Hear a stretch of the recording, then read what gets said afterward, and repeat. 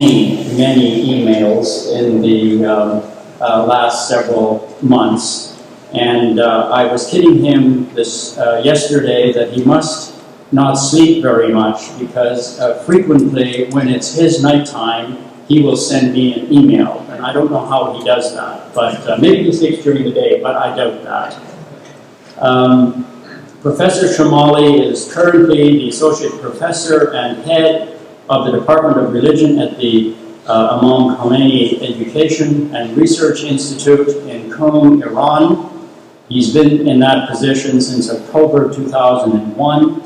He is also the Dean for the postgraduate students of the international section at the Jamiat al-Sara institution, and that is the institution that the women are enrolled in. That is correct? And I know that you are the head of another organization which has to do with, I'm sorry I don't have the details of that. Could you just tell me what that institution is? International Institute of Islamic Studies. International Institute of Islamic Studies. So he is a very busy man. He's the author and editor of 9 books, including Discovering Shia Islam, which has been translated into 12 languages. He is a graduate of the Islamic seminaries of Qom and has a BA and MA degree in Western philosophy from the University of Tehran. He earned his doctorate in philosophy from the University of Manchester. Welcome. We await the presentation of your paper on the topic of human nature according to the Qur'an. Please.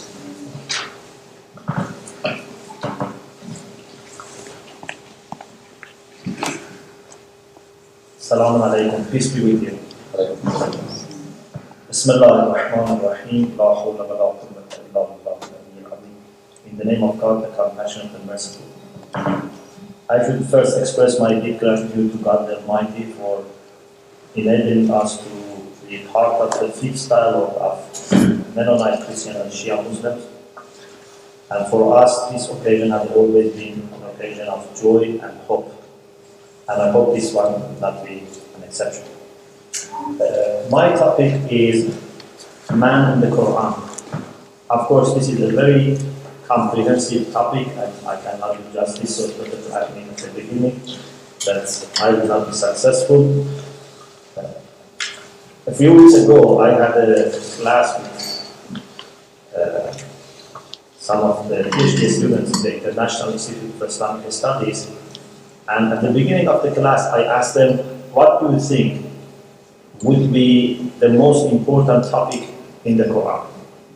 So, these are the seminarians who have studied in the seminary for almost 15 years.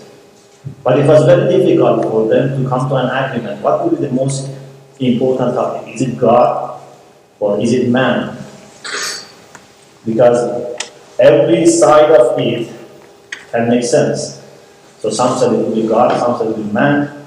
For sure, we knew that the purpose of the Quran is to guide the man. But what would be the most discussed issue in the Quran? And then I suggested, what do you think if we say the relation between God and man? So perhaps this will be the most important topic of the Quran. And I would be happy to know what you think about the Bible. So the question about the nature of man and the qualities of man, what man can face when he is on the right track, or what man can face when he's on the wrong track, would be a question which always repeats in the Quran. So what I have decided to do is to address one issue, and that is whether man by nature is virtuous or is wicked. Because some religious traditions have the idea that man is very virtuous, and some believe that man by nature is wicked, and you can only maybe sort of part of it, but at the end there will be some remaining of those vicious qualities. In the Quran, we find that there are some good attributes for man and some bad attributes. So I mentioned the good attributes at the beginning, then the bad attributes, then I will try to classify those bad attributes and come up with an overall conclusion about the image of man in the Quran. One of the good qualities of man, which is very important, and even before the creation of man was mentioned and stressed on by God, is that man can become the vicegerent of God on the earth. The Quran tells us that before the creation of Adam, God started preparing angels about this important event. And God told them that إِنِّي جَاعِلٌ فِي الْأَرْضِ خَلِيفَةً, I am going to appoint my vicegerent on the earth. And the angels were surprised. Of course, they didn't object, but they were just puzzled. They said, أَتَجْعَلُ فِيهَا مَنْ يُفْسِدُ فِيهَا وَيَسْفِكُ الدِّمَاءَ وَنَحْنُ نُسَبِّحُ بِحَمْدِكَ وَنُقَدِّسُ لَكَ. Are you going to appoint someone on the earth who is going to do mischief and shed blood? Why we praise you and glorify you all the time? So they were wondering what would be new and what would be missing, which now this new creation of God is going to do. But God said, إِنِّي أَعْلَمُ مَا لَا تَعْلَمُونَ, I know something that you don't know. So what you said is true, but there are some other things that you don't know. And then, as I will explain later, God proved that man is more qualified for occupying this position. So, man is the only creature of God which is capable of becoming vicegerent of God and somehow represent God on the earth. And this is a very important position, and it was not only for Adam, it can be for people who come after Adam. For example, the Quran also talks about David. The Quran says, يَا دَاوُدْ إِنَّا جَعَلْنَاكَ خَلِيفَةً فِي الْأَرْضِ فَاحْكُمْ بَيْنَ النَّاسِ بِالْحَقِّ. O David, we have made you a vicegerent on the earth, so judge between people with justice, and do not follow your whims. So this is a position that we, especially the Shia Muslims, believe that every generation there would be a perfect man who would occupy this position and act as the vicegerent of God on the earth. The second quality, which is very important about man, is that man has the greatest capacity for knowledge. Among all creatures of God, no creature can compete with human beings in knowledge.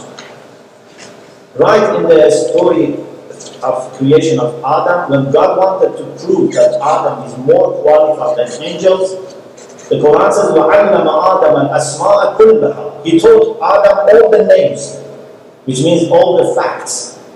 ثُمَّ عَرَضَهُمْ عَلَى الْمَلَائِكَةِ. Then he presented those names to the angels and said, please inform me about these names, if you know about them. And they said, of course, we don't know about these things. So by saying this, they admitted that they don't have that capacity for learning that Adam had. Of course, you may say that if God had told them the same names, they would be also able to say that we know it. But we know that God does not teach something to someone and not to other one in an arbitrary way. So that's based on the capacity that they have. So angels knew whatever they were able to know, and Adam had this capacity to receive all the names and all the facts. The third quality is that man has an internal link with God. He knows God through an innate knowledge, and later I will explain, man also has a yearning for God deep in his nature. The Quran tells us in chapter 30, number 30, فَأَقِمْ وَجْهَكَ لِلدِّينِ حَنِيفًا. Then set your face upright for the religion in the right state, the nature made by God in which He has made man. The commentators of the Quran say that this verse clearly indicates that there is a knowledge inside every human being about God and about our relation and our covenant with God, And therefore, although we may later, through some philosophical, theological knowledge, come to an understanding of God, but we have a basic, innate knowledge which can be always found in all human beings, no matter how much philosophical or theological education they have. But sometimes this knowledge may become passive, may not be obvious. But normally, it becomes obvious when we are faced with threats and challenges and fears. The Quran says that people who have problems, especially the Quran says, when sometimes people get on board on a ship or boat and they travel in sea, and then there is a chance of drowning, they would start calling God and praying to save them. So God saves them. As soon as they reach the land, then they are divided. Some of them still remember God, some of them say, oh, we were lucky. That it was lucky, not that God saved us. So this innate knowledge can be sometimes passive, but it is there. Some people have it all the time. The other quality of man is that God has breathed from His Spirit to man. The Quran says that God told the angels, when I complete the creation of man and breathe into him from my spirit, وَنَفَخْتُ فِيهِ مِنْ رُوحِي فَقَعُوا لَهُ سَاجِدِينَ. That's the time that you should prostrate before Adam. So it was only after the spirit, which is attributed to God, was given to Adam, he was qualified to receive this prostration. Of course, we know that God has no part, God has no body or soul or spirit. This is the spirit of man, which God attributes to Himself because God the Almighty wants to honor this spirit. Like we say, for example, Kaaba is the house of God, and we know that God doesn't have any house. It means that this house is so important that God attributes to Himself. Or in the Quran refers to some days of God, Ayyamullah, which are the days which are so important that God attributes to Himself. So God only attributes human soul to Himself, not soul of any other living beings. The other thing is that God says in chapter 17, number 17, that He has honored children of Adam. وَلَقَدْ كَرَّمْنَا بَنِي آدَمَ. At the end of the verse, God says He has elevated them over many of His creation. There's a beautiful discussion here, unfortunately, I don't have time to go into details, that why God says He has elevated children of Adam over many of His creation and not over all of His creation. Maybe we can discuss about this later. Man is free to choose his destiny. This is very important. Man is able to judge and decide what is right and wrong. So man is able to discern basically between what is right and wrong. The Quran says in chapter 91, number 78, and the soul and him who perfected it, then inspired into it, understand what is right and wrong for it. فَأَلْهَمَهَا فُجُورَهَا وَتَقْوَاهَا. This ability, that you may call it moral conscience or something else, is very important for us to be able to decide what is right and what is wrong. Of course, the Quran also tells us that it doesn't always work in the same manner. Sometimes people who insist on doing wrong actions, their conscience will be distorted. So they find bad actions as good because they kept denying the voice of conscience, so their consciousness starts cheating and deceiving them. The other thing is that man never will be satisfied by anything except by the remembrance of God and drawing near to Him. Man may have money or position or good job, good family, but nothing will really satisfy man unless he is connected to his Lord. There is a desire for infinite perfection in man. And this infinite perfection is only when you are connected to God the Almighty. The Quran says, الَّذِينَ آمَنُوا وَتَطْمَئِنُّ قُلُوبُهُمْ بِذِكْرِ اللَّهِ أَلَا بِذِكْرِ اللَّهِ تَطْمَئِنُّ الْقُلُوبُ. Those who believe and whose hearts are set at rest by the remembrance of God. Now surely by God's remembrance are the hearts set at rest. God has made the nature manageable for man, disposal of man. This is a very important thing. God has, in His creation and also in His legislation, permitted us to benefit from the nature and natural resources. Of course, at the same time, we have to do it in a responsible way. It is a gift and at the same time a trust. But anyway, this is possible for us, and God has given us the ability, intellectual ability to control the nature. The other thing is that man is created to serve God. So God has chosen man to be His servant. And He says in chapter 51, number 56, "And I have not created the jinn and the men except to serve."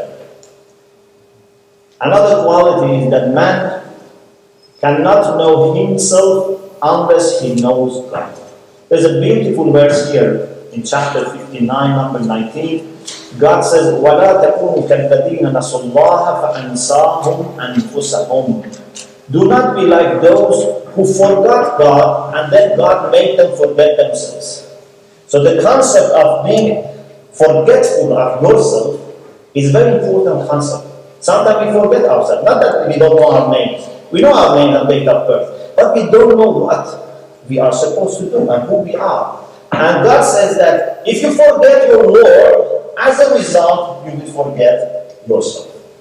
And the Prophet Muhammad ﷺ is quoted as saying, "Man arafa nafsahu faqad arafa rabbahu." Whoever knows himself, he has certainly known his Lord. So there is a connection between our knowledge of ourselves and our knowledge of our Lord, and forgetfulness of our Lord, and forgetfulness of ourselves. So these are some good qualities, but there are also some bad qualities. For example, in chapter 33, number 72, God Almighty says that He presented His trust to the mountains, to the earth, to the skies, and they said, we are not able to take this responsibility, to undertake this trust. And it was man who accepted this responsibility. But the man was very unjust and very ignorant. حَمَلَهَا الْإِنسَانُ إِنَّهُ كَانَ ظَلُومًا جَهُولًا. So man accepted to be responsible, to be entrusted by the trust of God, which is very much connected to the idea of being vicegerent of God. But in practice, man was not all the time successful. In particular, God refers to two problems of human beings. One is ignorance, and second is injustice. The third quality, which is bad, is that man is very ungrateful. Man tends to forget the favors that someone does for him, especially God Almighty. The other bad quality of man is that man rebels when he considers himself free from need. The Qur'an says, إِنَّ الْإِنسَانَ لَيَطْغَى أَنْ رَآهُ اسْتَغْنَىٰ. Indeed, man becomes rebellious when he considers himself free from need. Another bad quality of man is that man is impatient. In chapter 17, number 11, God says, "And man prays for evil as he ought to pray for good, and man is very impatient." Another bad quality is that man shows total reliance on God when he is in trouble and difficulty. But when everything is all right, man tends to forget God. Another bad quality is that man is miserly. And there is a beautiful verse here. Let me share this verse with you. Chapter 17, number 100. God says, "Say, if you control the treasures of the mercy of my Lord, لو أنتم تملكون خزائن رحمة ربي." So, if God gives you the ownership of all His treasures, still you would be miserly. You don't want to spend. It's God's treasure given to you, but still you don't want to spend. Why? خشية الإنفاق. You have fear of spending, not that you have fear of poverty. Sometimes we have fear of poverty. So I feel that if I spend, I become poor. And this is what is mentioned in the Quran. But here is something more. Even if you are guaranteed that you are not going to be poor, just spending makes you worry, which is something that is not reasonable. The other quality of man is that man is greedy. The other quality of man is that man is inquisitive, always wants to debate and question and not accept. The other quality of man is that man is created weak. So these are some good qualities and some bad qualities. So what is the overall conclusion? Understand? Now another 15, 20 minutes. Here I am very much inspired by one of the great contemporary scholars of Shia world. Of course, I've been benefited from many scholars like Ayatollah Mutahhari and Ayatollah Misbah, but here in particular, I am very much inspired by the late Allama Muhammad Taqi Ja'fari. He makes a beautiful conclusion about the Quranic understanding of man, and I very much agree with him. He says if you take all these bad qualities seriously, you find that they are one of the three. Some of the bad qualities which are attributed to man are part of our creation, our implications of our creation. We cannot escape from them. For example, the fact that we are created weak. We are weak. We are weak in our body. We are weak in many other aspects. We are very vulnerable.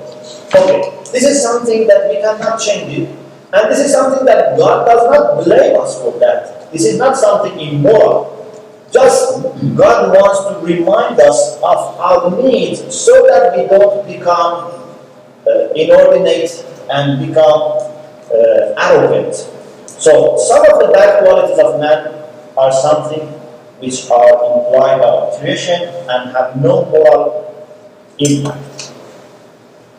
Some of the qualities which are mentioned in the Quran which are negative, and actually most of the qualities which are negative come here and fall under this category, are those qualities which man tends to have.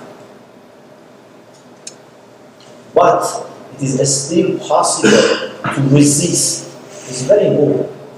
In Islamic philosophy, we distinguish between two types of causes, and I'm sure this will be found in many other philosophies. We say that sometimes a cause can be complete cause, a sufficient cause, so that anything which you need for having the effect is there. So when the complete cause is there, the effect certainly will come. But sometimes the cause may be incomplete. It means that there is some ground, there are some conditions met, but there are some other things that we have to check. Man by nature has a tendency towards certain bad qualities, but it is not decisive. It's not that the man's nature is the complete cause for that. You have to be very careful. For example, man tends to be impatient. So you have to educate yourself. If you leave it as it is, then the chance is that you become impatient. So God is giving us warning so that we purify ourselves and we make good habits. Otherwise, we may develop bad habits. Or for example, man is ungrateful. It doesn't mean that by nature we have to be ungrateful. No, there are many people who are ungrateful. It means that there is such a tendency that man, if is left to himself and is not trying to purify himself and educate and discipline himself, then he will fall under this trap. So this is the second category.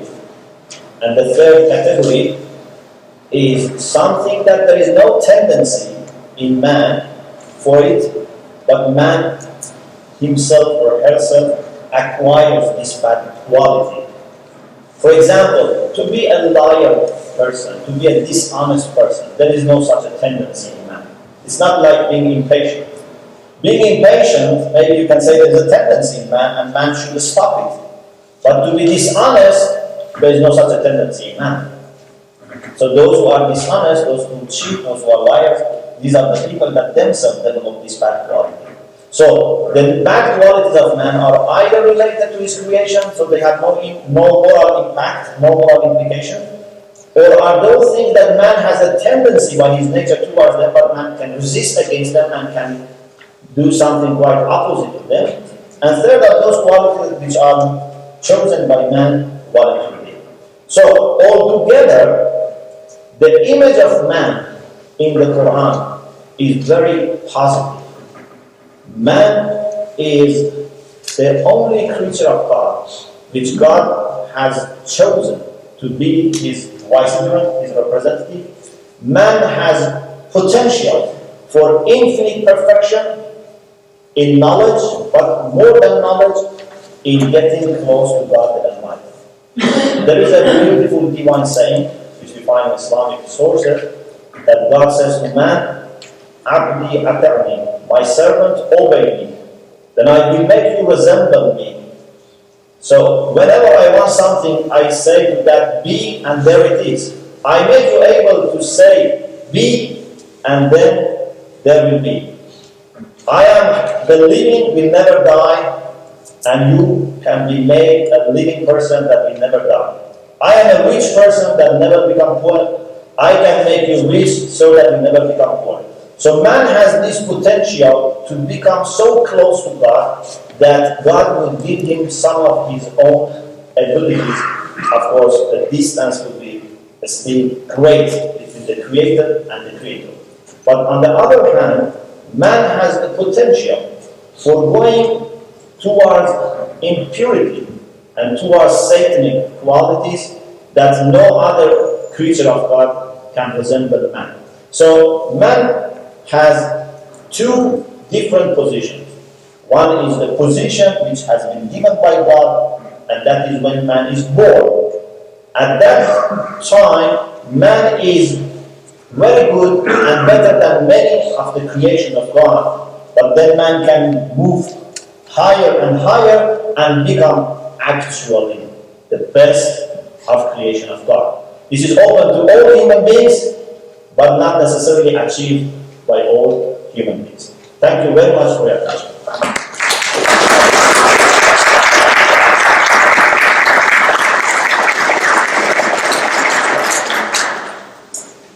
Thank you very much for your presentation. We now have 20 minutes or so for discussion, questions, interaction, and I turn to the members around this table, and if you